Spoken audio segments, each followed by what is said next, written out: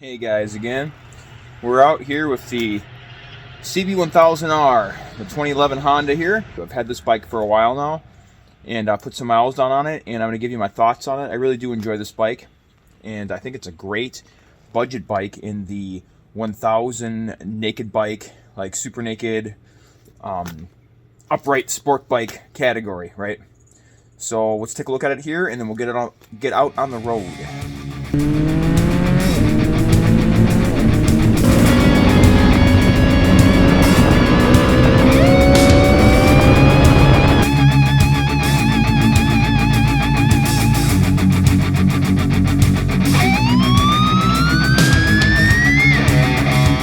Beautiful fall day out here. It's about 50 degrees and I've got the warm stuff on. So I got my leathers on, but underneath I've got some warm layers to keep us nice and warm here. So here is the bike, and I'll give you just a quick look at it here. This is a really clean bike, only about 9,600 miles. It's a 2011. Got under 10,000 miles on it. There's your single-sided swing arm right there. We got the stock exhaust on her, so it's not real loud. And these are those Dunlop Mutants that we talked about in a previous video. So let's get out there and get riding. Check out this area up here. So it's a cool little, like, I don't know what you call it, ravine area here or something. It's cut out of the rock. So tonight we got three things that I love about the CB1000R. Since I've had this for a little while this summer now, and I'll probably put about, I don't know, what are we at here? We're at 9,200 miles almost, so I put maybe about 1,000 miles in this, maybe a little more, 1,500, maybe not quite. Somewhere between 1,000 and 1,500 miles. So let's do, first thing I really love about this bike is the smoothness of this motor. This has the Fireblade, the 07 Fireblade motor in it from the CBR1000RR, and this bike definitely has that smoothness to it.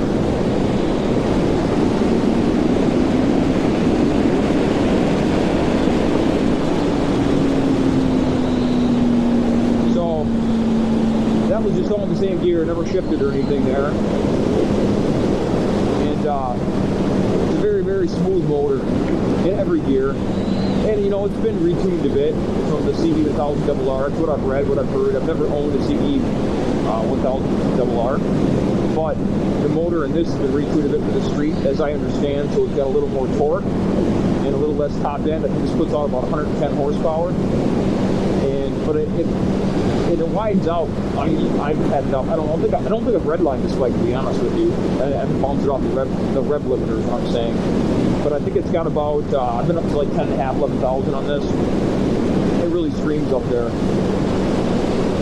And it's got plenty of power, but it's the smoothness particularly that I'm talking about. This first thing that I love here is you go through, going through the gears and just like, the way it delivers power, it's like never snatchy, never jumpy. It's like the opposite of the MT7 that I had, if that makes sense. The MT7's like really snatchy down. It's because it's got too much torque, I suppose, but it's just the way it behaves.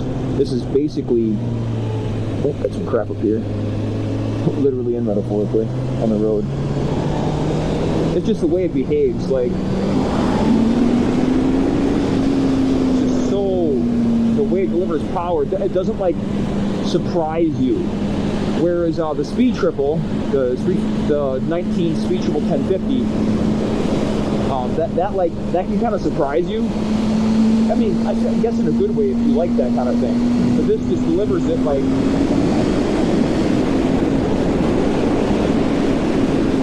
it builds progressive power, and it doesn't like jump out and scare you. Even though this is a 1000cc sport bike motor in my 4. So kudos to Honda, great job with this bike, with the motor, and I really appreciate it. Alright, the second thing I love about this bike might surprise some people, because it's the brakes. I do like the brakes. I know they're not Brembos, And I'm sure they could be better. I had Brembos on my Speed Triple, but I don't know if it's just the pads that are on these or what's going on here on those bigger corner. But I really like the way this bike brakes. Look out, there's a kitty. We'll brake for the kitty. They like, I don't know what it is. They're perfect for me. Like, I know there's no ABS and stuff in this bike, but it's just the way that they grab and how progressive they are. Like they feel good. It's hard to describe. We got a dog running along here. Check him out. He's racing us. But yeah, they're very progressive, but I'll show you up here the stop sign. I really enjoy the feel of these brakes.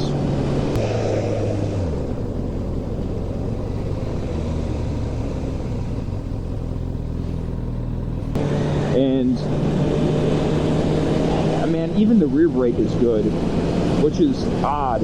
I really didn't like the rear brake on the Speed Triple that I had. It was like, it was like nothing as you press the lever down with your foot, the rear brake lever, and then all of a sudden brakes. There was like no progressiveness to it. It was like nothing brakes. This one has like more like it has actual feel to it. Oh, better be careful here. Just getting out of town, I don't want to be speeding too much. There might be some enforcement around this area. So yeah, the front and rear brakes on this are, I hate to quote this all the time or mention this, but the R1150R BMW that I had really good brakes on it, but I just put new pads in that bike so that those were excellent. And I really love the brake feel on that bike too. But this bike, front and rear, I think out of all the bikes that I've had, let's see, I would probably rank them, probably the R1150R, and then this, almost tied for brake feel. And then the best one is probably the BMW S1000R that I had. That probably had the best brake feel, I would say. It was really good. I had a 15 S1000R. But this is a close second. And this is non-ABS too. So that is the second thing that I love about this bike. Man, check out some of the scenery around here, man. We're getting down towards Wildcat Mountain in Wisconsin here, in the Triplets area. And some pretty incredible scenery here around this time of night, time of evening, I should say. Although it is a bit buggy sometimes, so I hope the camera's doing okay, but my windshield is getting a bit bugged up here. Okay, so the third thing that I love about the CB1000R is how planted this bike is. Like the chassis and such. It's just very confidence inspiring. These new Dunlop Mutants, of course, don't hurt either, but it's very planted. It's once again one of those things that are hard to describe. You need to ride one to experience it. If you have, you know what I mean. But it shares some of that character's understanding of the CB600RR and how it's like a 50-50 weight distribution between front and rear. This bike is very confidence inspiring, I would say, in the way that it just like grips the road and sticks. And it's not just the tires, it's also like the way the suspension, everything reacts to.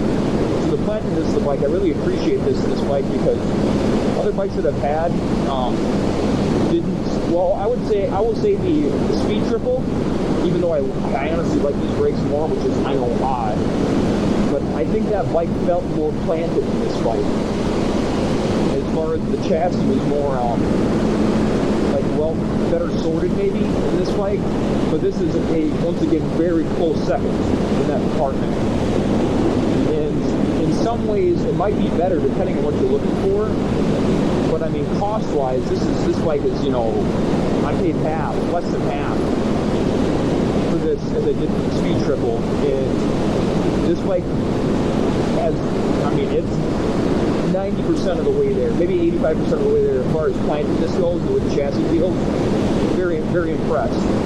I would like to ride one of the new CB1000Rs as well, the redesign, to see what's changed on that. As far as I understand, I believe it has the same motor, or a similar design motor as this Fireblade motor in here, but it's making more horse nowadays, like the 2020s, 2022s, and all that stuff. And they changed the front end, of course, to have the big round headlight. This has the Darth Vader looking face on it, of course.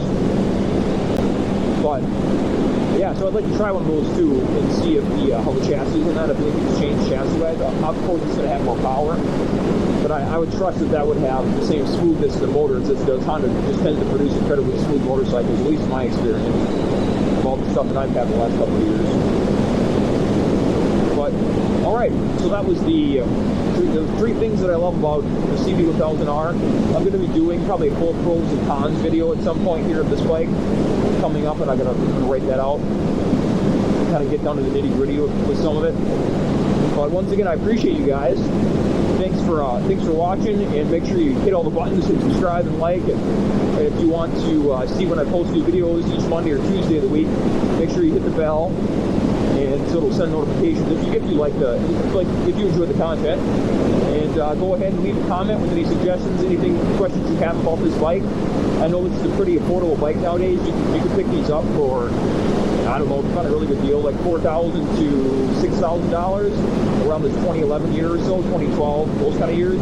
Very affordable for the kind of speed these things put out and handling performance. It's a great 1,000cc like budget option. I don't know if there's a better one out there, being honest with you guys. I've done quite a bit of testing, buying and selling, and I think for a budget 1,000, I don't think it gets much better than this, to be honest with you guys. So, okay, thanks for watching again this week, and we'll see you guys on the next one.